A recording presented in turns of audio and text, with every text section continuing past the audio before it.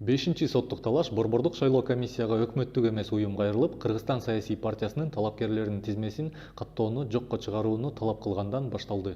Дооматтардын маани-маңызы Кыргызстан саясий партиясынын талапкери спикер болуп туруп, кызмат абалынан пайдаланып, шайлоочуга балага сүйүнчү катары төрөгөн аялга белек кылып пара бергендиги болгон.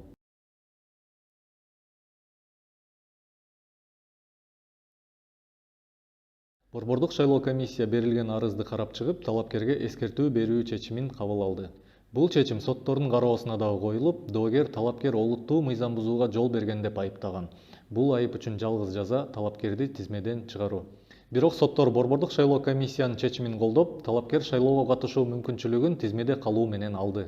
Шайлоо учурундагы талаш-тартыш окуялар сериябызга көз салып туруңуз.